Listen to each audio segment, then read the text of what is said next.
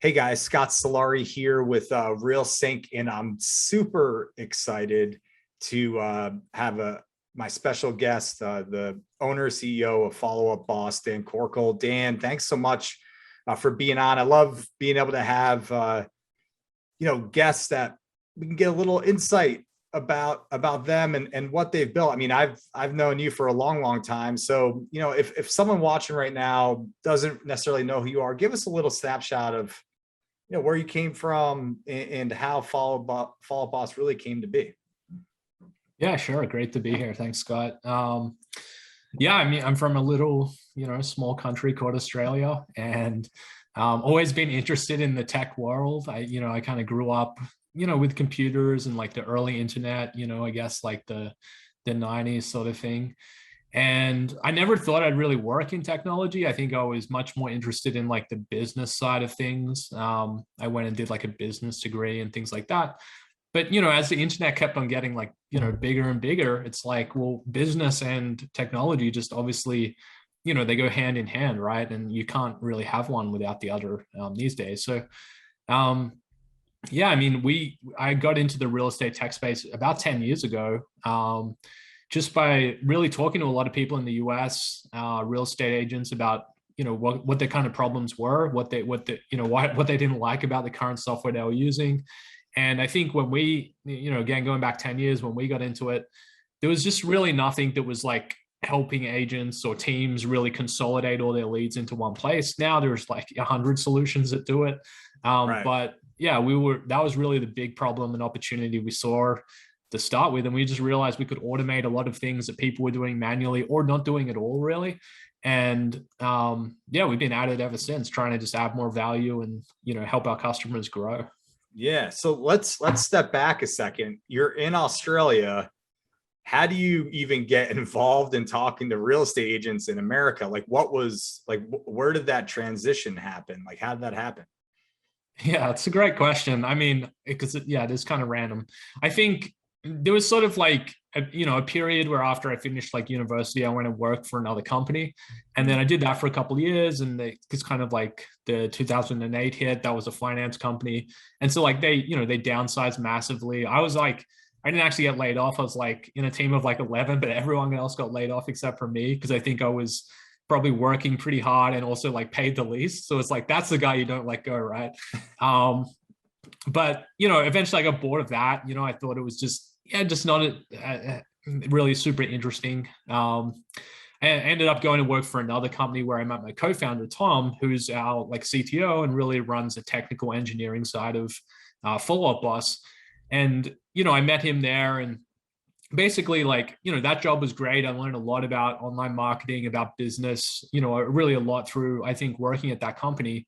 But then eventually I left that job because I wanted to travel. I wanted to have a shot at like entrepreneurship more for myself. And I've been involved a little bit, but just really was very small. Like I would call them more side hustles. You know what I mean? Yeah. I'm still doing side hustles today, dude.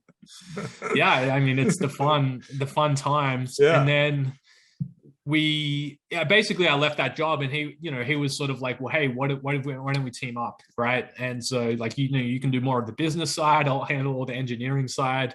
And so that's what we did, about 10 years ago. Now, how we got into actual real estate in the US, well, for a while, we just didn't know what we were doing. We kind of had this idea of let's build a CRM. And we kind of, at the time, there were really like a few different solutions in the market. You had Salesforce, which was super, super enterprise, like not really for small business. Right. And then you had Infusionsoft, which was like really for internet marketers at the time, like it was really advanced. And again, so a small business owner would be like having to hire a consultant and, still find it hard to use. Right. Then there were things there was like a product, I'm not sure it's around as much, called like High Rise by 37 Signals, which were like just too basic. Like you couldn't even do things like search by email and so on. And so we just saw that it must be something in the middle there where we could have a lot more power, but don't make it as complicated as Infusionsoft was at the time. And that was our initial idea. Now, yourself knowing a lot about marketing, it's still like, well, who the hell are you going to sell this to, right? Like, because just having an idea is great, and even a good product, which we didn't have at the time because we just hadn't built a very good, like very robust product. We just had the basics. And so we realized we had to niche down, and we actually ended up talking to someone else who was in the space. His name's Dane Maxwell, and he ran a company called Paperless Pipeline, who was selling like basically like transaction management to real estate people. And so just through that, like, and he had a course and, you know, taught some of these principles and skills. We ended up just trying to do a lot of discovery calls, I would say, like with real estate agents, where we weren't trying to sell them anything. Like all I wanted to understand was like, what are the problems in your business? And then once we sort of understood that, hey, like people are paying a lot of money for online leads and they don't really have good systems to follow up, and the, you know, a real estate commission is worth so much money, that's when we sort of started to think, hey, like we could probably do something here. And we did a lot of, like, I did a lot of questioning around like, well, why don't you just use Top Producer? Like, why don't you use a system you already pay for? And people would just say, well, you know, it's too complicated. It's too, like, I don't have time and all this kind of stuff. And so we kind of realized even from the start that like real estate agents are busy. And I mean, a lot of things really have to be automated. Like you can't just be like, okay, when you get home from your day selling houses, you know, I want you to log into the system and click these 100 buttons, you know, like no one wants to do all that stuff. So we just, you know, started with a few of those principles, and just looking at the companies that are around them, we just thought like we can do it all a little bit better and hopefully a lot better. So yeah, that's how we kind of got into it. It was kind of random. And then, but I guess we found that the real estate market was underserved, even though it's so huge here in the US. And definitely there's been a lot of changes over the last 10 years. Like now there's so many more companies. Now there's like, you know, something I know you know pretty well is working with RealSync is like APIs, but 10 years ago, there were no APIs, right? And so that was another thing which we came in and we're like, well, this is just crazy because no one can automate anything. So again, that was like something our software did like initially, is like reading people's emails and helping take that data it's in email and like, you know, create a lead in the CRM. So it's kind of how we got into it. Yeah, I mean, you're right though. Like a decade ago, man, there was nothing helping real estate agents, right? And like the landscape of the realtor still was in the process of making a shift from it being like either a big brokerage and an independent agent, right? Or you know, and starting to like, you're starting to see the shift happen after the recession to this team structure, right? Which is like where a real estate agent actually became a business owner, and like that transition, but that wasn't even the norm back then, right? It wasn't at all. So so you're 100% right. And like, that's something which also myself coming from Australia, I was like, I just didn't know that. I'm like, well, this just must work like any business. Like, you know, there must be a business owner and a team and people with specialized roles. But exactly as you just explained, that's not how it actually was. And it's sort of, I think that's something which has kind of been like dumb luck for Follow Up Boss, is we came in thinking it's all about a business and a team. And so we built our software from the very start. But kind of like what you're saying is a lot of the solutions were built for brokerages or independent agents, and they weren't built for teams. So even simple things like share this template or share this action plan, like the software didn't have that. So but yeah, it was just dumb luck that I'm from Australia and I didn't know that was how it was meant to work. So maybe coming from the outside sometimes is a good thing. Yeah, because you bring principles of like the way things maybe should be, but haven't grown to that yet, right? You know, where the landscape again was like a realtor, you know, doing 10 different roles, right? And not willing to spend the money to have those positions, not understanding the leverage that they can gain if they actually start specializing in all these different roles and building a business and what that can do for profitability.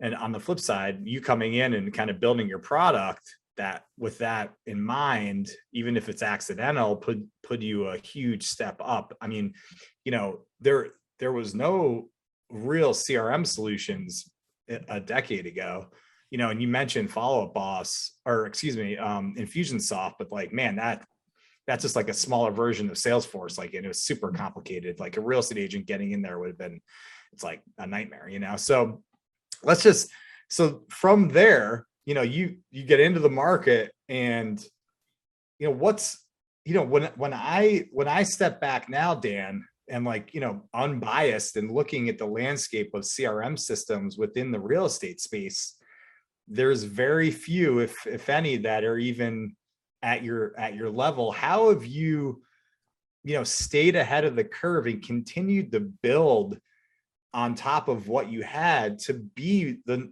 pretty much the number one CRM within the real estate space? I mean, it's crazy what you've been able to do and how you've been able to grow. And I hear it all the time. People going to Follow Up Boss, people using Follow Up Boss, people loving Follow Up Boss. You've built something really special, man. So tell me a little about that journey and what you've tried to do along the way in order to stay ahead, right? Yeah. Well, first, thanks for the compliments, and I think it's true. It's true. Yeah, I'll pay you later, right? No, I think like there are principles. I think I came into the business, and I think I saw like how maybe a lot of businesses, just operate like, thinking maybe a bit too short term, and I think one thing that like we have done pretty well, we could still always do better, but like I see a lot of tech companies come out and they do a good job. Like maybe they have a great CRM for like 2 years, but it's very hard to maintain like development and sort of like this constant improvement. So I would say like that's one thing, like it's just sort of this idea of never being satisfied. And I think if I look at even all our top customers who, dominate their markets, it's like they're never really satisfied, because as soon as even if you're number one, like let's say you're in the number one real estate team in Austin, like as soon as you're satisfied, number two, number three, number four, like they're all chasing you. You know what I mean? So I do think there's like, I don't know, you need to have like a healthy perspective, but you've also got to always be just sort of like self-assessing and thinking like, hey, what can we do better? And then it's also like, I don't know the best way to say it, but like controlling your ego, some people just come out and they think like they're the best, but they're not, so it's like, you've got to really be able to, just again, like constantly improve, but improve in ways that like are meaningful and that matter. So like one thing that we tried to focus a lot at Follow Up Boss is on product and customer service, because that's what actually like our customers get, right? Like they get the product and they get the service we provide. But, I would look at like a lot of our competition over the years. Some would invest heavily on like sales and marketing, and then like put hardly any money into customer service, right? And then so it's like, well, then the customer service is not as good, and then people are unhappy with the product, even if it's a good product. And then that just leads to like negative word of mouth versus positive word of mouth. So again, like I think these are all principles that just apply to business in general, like real estate or tech. But yeah, just trying to really put your customer first, look for meaningful ways you can do that. And I don't know, just the other thing is just keep going, like you've got to, there's some quote or something, right? Like most people optimize or think they can accomplish more in a year than they can, but they underestimate how much they can accomplish in 10 years. So I do think you kind of need I don't know if vision's the right word, but you just need to think like, how long is this going to take? And how can I sort of, how can I make sure that I'm in it for the long haul versus just trying to get rich in 6 months, which, just generally doesn't happen. Yeah, we'd all do it if sometimes it was 6 months. Right. Yeah.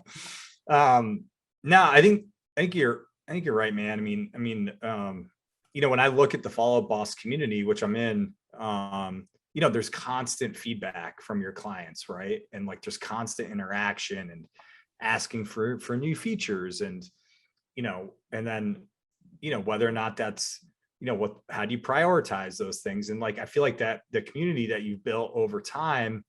And yeah, I mean, dude, when I remember looking at your system initially, it was very basic, right? But like you guys have built like this amazing CRM now, and you're right, like having a long-term vision, understanding like, we're going to build blocks and build this big, this big system, but like one piece at a time. And understanding that it takes time to do something great like that I think is huge. And you can see it again, like I said, within your community where there's just constant constructive criticism and feedback, and you guys are very engaged and always willing to hear it. And and hope, and trying to make adjustments to what you're doing so you can continue to improve.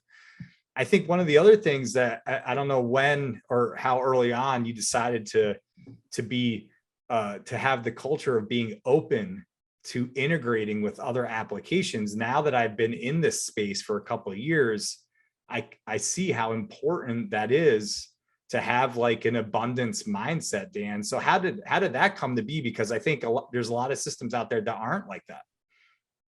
Yeah, sure. That was something which, again, like coming a little bit from the outside, we were just sort of looked at it as like, we looked at all the software companies we liked, like Basecamp, MailChimp, like this kind of like, world leading software companies really. Right. And we're like, well, these companies offer a free trial. So we're like, okay, we should just offer a free trial as well. Cause like people like trying software before they buy it.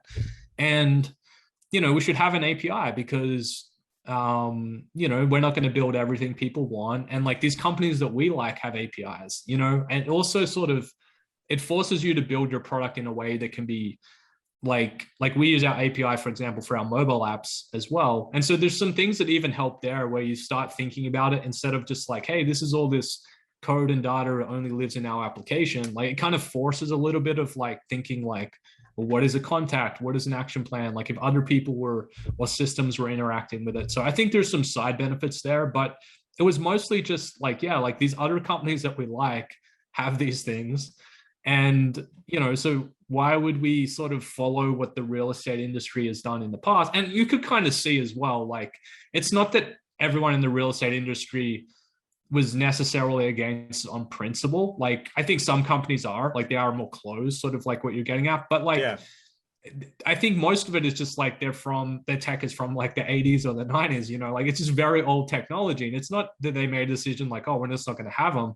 It's just like, they just haven't built them. They haven't made those investments. So, I think for us, it's been great. I mean, really, I think the other core part of like Follow Up Us as a business is we just decided, hey, we know that like your marketing is going to change over time. We know Google's going to change. We know Facebook's going to change. Like these are just things that are constantly in flux. So we don't want to do everything for you. We don't want to build your websites. We don't want to handle your IDX feeds. We don't want to handle your Facebook marketing. We just want to plug into all the systems that do that. And so that kind of also, because we wanted to take that approach to CRM and sort of do less, but do it better. That sort of also, made it necessary. Well, we really need easy ways for everyone else, to talk to us, because if we make it too hard, then they're just not going to do it. And they're going to be more focused on their own solutions. So, I think there's just a few things like that, which we tried to, again, just look at what the other best software companies in the world doing. I mean, it's not like we invented being open. We just like copied their approach, basically. Right. I mean, it's a smart thing to do, right? Don't reinvent the wheel, do what other companies you aspire to be, do what they're doing and try to do it as well, if not better, So I appreciate all your time, Dan. Last question I wanted to ask is, what's, from your perspective in the, within the real estate property tech space, where do you see technology within real estate and what are some of the things on the horizons, for Follow Up Boss as you continue to, stay ahead of the curve like we've talked about?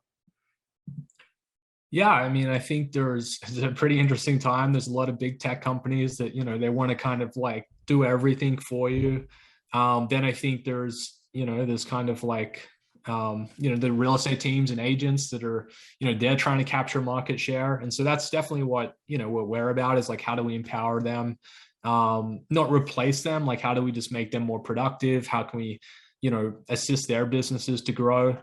And so I think it's interesting, like there's been this evolution of tech that we talked about and like, there's, now people are adopting software and they have specialized roles in their companies. I think like one thing for Follow Up Us in particular is like now we actually do so much for our clients and we have so many integrations and the question becomes like, how do we just not make that overwhelming for people? Because, sometimes people like they may use our product with 10 different integrations and then they're back in this world of like, wow, this is starting to like be really complicated. So I think for us, like there's definitely new features and things we want to develop, but it's sort of like this balance between like, we don't want to become Infusionsoft, like what I mentioned before, right? Like that's Right. kind of the natural evolution, because if you're just always adding things to your software, it can just really, become quite complicated over time. So yeah, it's, I think of things like Uber, where it's just like you press a button and a car shows up and, it takes you where you want to go. Like, Yeah. I think that's what Very you really simple, want. right? Yeah. Yeah. You want to aim for that kind of simplicity. Yeah. And I don't know, like obviously there's a lot of talk about AI and things like that. So I think it's just a question of like, how can we do more things automatically that are sort of like easily automatable for real estate agents so they can spend time doing the high leverage relationship building, like consulting, all the things that can't really be replaced as easily. Right. Yeah, that's our focus really. Nice. I love it. Well, Dan, I really appreciate it, man. I appreciate you coming on and giving some insight about, about the origins of Follow Up Boss and like, how you guys have come to be, A+ standard within the real estate space, especially when it comes to, what you do, which is, maintaining and helping the clients build a better business, right, and be successful. So kudos to you, man. Awesome stuff. I really appreciate you being on. And any last words before we go? I just say get out there, have a go, build your business. It's obviously like a kind of a crazy time in real estate right now, and no one knows how long it will last. So I think just make hay while the sun is shining, right? Whatever they say. Yeah, totally.